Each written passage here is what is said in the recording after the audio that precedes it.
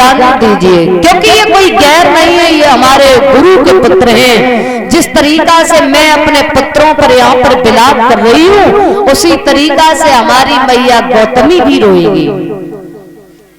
मेरे से ज्यादा माँ की ममता को कोई नहीं समझ सकता, इसलिए इन्हें जाने दीजिए।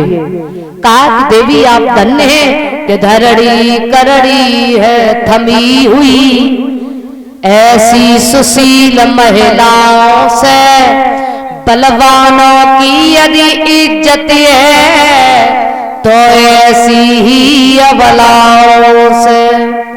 कहा कि धन्य है देवी जिसने आपके पांच पुत्रों की हत्या की है, आप कह रही हो कि जान दीजिए। भगवान बोले देखो, इसने बालकों की हत्या की है कि ब्राह्मण चाहे जैसा हो पर उसे मारना ना चाहिए, पर बाल हत्यारा कैसा हो पर उसे छोड़ना ना चाहिए। कहा कि तो क्या करना चाहिए? भगवान बोले अगर कोई सम्मानीय व्यक्ति है और भरी सभा में यदि उसका अपमान कर दिया जाए तो वो उसके लिए मृत्युदंड से बेहतर होता है। कहा कि इसके मस्तिष्क में जो मणि रखी हुई है, मणि को निकाल लीजिए और इसे यहां से जाने दीजिए। आज मणि को निकाल लिया है, अश्वत्थामा को वहां से भेज दिया। अब अश्वत्थामा जब चला तो मन में विचार करता जा रहा है, अब चाहे कुछ भी हो जाए लेकिन इस वंश को हम आगे नहीं बढ़ने देंगे। अब इधर अश्वत्थामा जब चला गया तो भगवान कन्हैया बोले अब समय आ चुका है, हम भी द्वारिका जाएंगे। तो पांडवों ने कहा प्रभु और रुक लीजिए, उसके बाद चले जाना। बोले नहीं अब तो जाएंगे। तो भगवान के जाने की सभी तैयारियां हुई, रथ सजवाया गया। अब सभी लोग भगवान को विदा करने के लिए चले गए। तब तक क्या हुआ कि अश्वत्थामा ने अपनी चाल को चल दिया। उत्तरा का जो गर्भ था अंदर ही अंदर जलने लगा है। जैसे ही उत्तरा ने आवाज लगाई है, हे मामा, हे प्रभु, मेरा गर्भ अंदर ही अंदर जल रहा है, आप हमारी रक्षा कीजिए। आवाज लगाई है,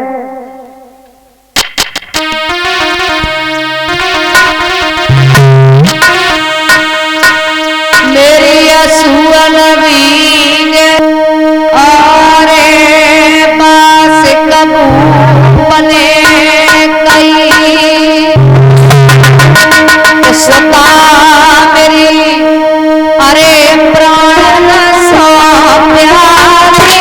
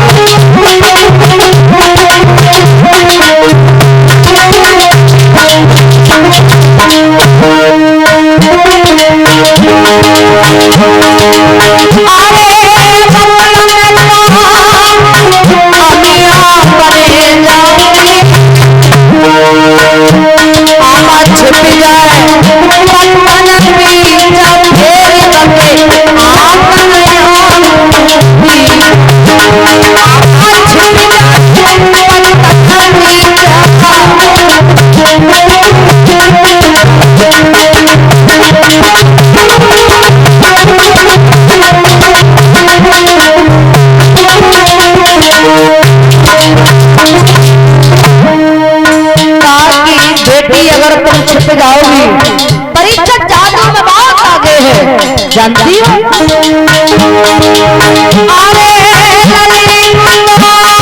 अरे सुना बने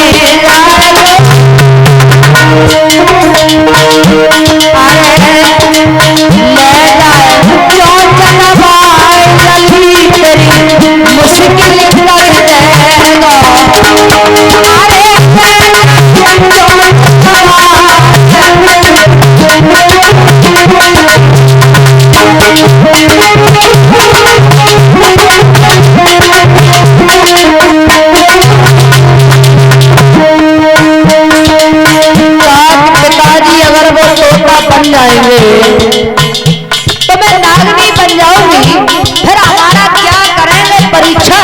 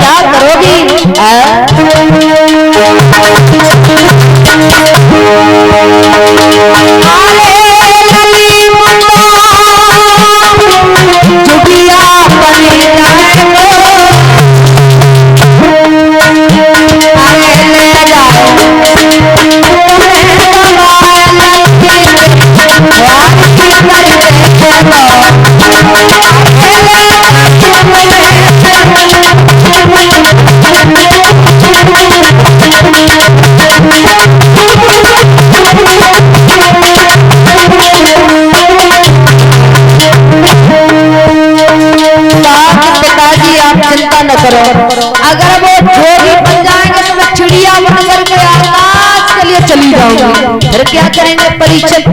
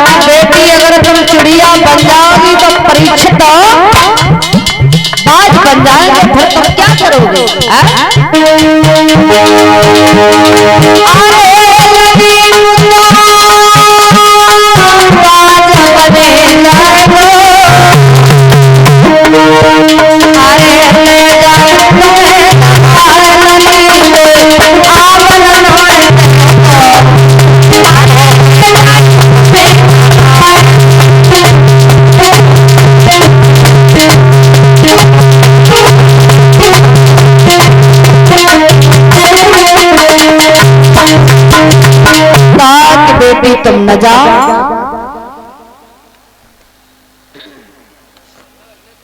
कहा पिताजी आप चिंता न करो, हम जाएंगे अमृत लेकर के ही आएंगे। आज एक भी बात नहीं मानी, घड़ा को उठाया, लेकर के जैसे ही चली है तो जाकर के जहां अमृत का कुंड था वहां पहुंची है। जब वो पहुंची, अमृत लेने के लिए आगे बढ़ी, परीक्षित ने रोका लेकिन नवलदे नहीं मानी। नवलदे एकदम से नागनी बन जाती है, परीक्षित जोगी बन गए। जैसे ही चिड़िया बन करके आकाश के लिए चली है, बाज बन करके परीक्षित पहुंच जाते हैं। नवलदे ने देखा हमारी पेश नहीं जाएगी, परीक्षित हमसे भी ज्यादा जादू में निपुण है, तो दूर नवलदे खड़ी हो जाती है। तब तक क्या हुआ है, अर्जुन पहुंच गए हैं। कहा कि देवी आप कौन हो, कहां से आई हो? परीक्षित से कहा है कि ये कन्या कौन है, कहां से आई है?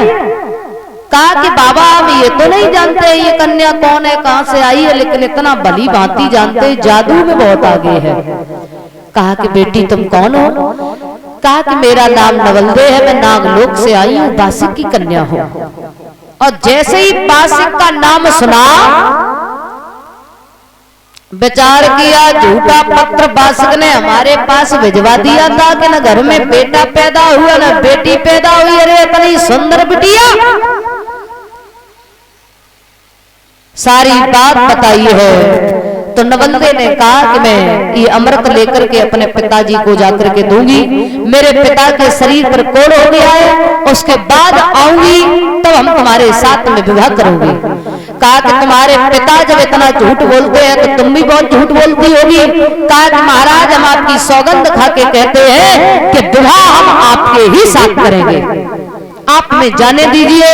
अमृत लेकर के पहुंची है नवलदे, अपने पिता को जाकर के अमृत दिया है। कहा कि पिताजी आपने वचन दिया था अर्जुन को, अब मैं परीक्षित के साथ में विवाह करूंगी। कहा कि बेटी तुम्हारा विवाह परीक्षित के साथ में नहीं हो सकता, और तुम जा रही हो तो जाओ, जीवन में तुम कभी भी सुखी नहीं रह पाओगे। आज नवलदे ने कोई बात नहीं मानी, चली आई है परीक्षित के साथ में। अब लेकर के आए तो परीक्षित का विवाह नवलदे के साथ में हुआ। सब लोग बड़े प्रसन्न हैं, लेकिन भगवान कन्हैया बड़े उदास हैं। पूछा कि तुम उदास क्यों हो? कहा कि समय आ चुका है जाने का, परीक्षित को राजा बनाओ। तो 15 वर्ष की आयु में परीक्षित को राजा बनाया है। परीक्षित ने कहा मेरी छोटी सी उम्र में, और भला इतनी छोटी उम्र में इतना बड़ा राजपाट, ये सब हम कैसे संभाल पाएंगे? तो धर्मराज ने उपदेश दिया है, आज 5 पांडवों द्रौपदी को लेकर के हिमालय पर्वत के लिए आगे बढ़े हैं। परीक्षित को राजा बनाने के बाद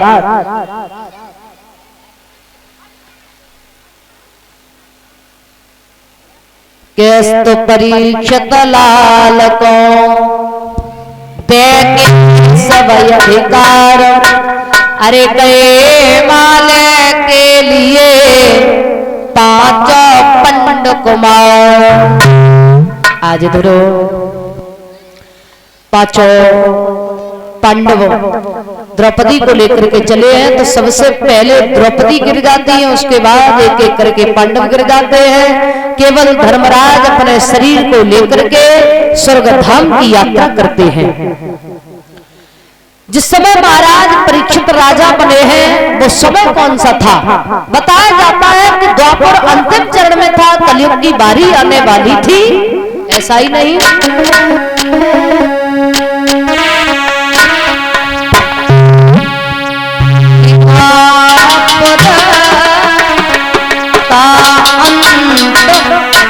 समय वह था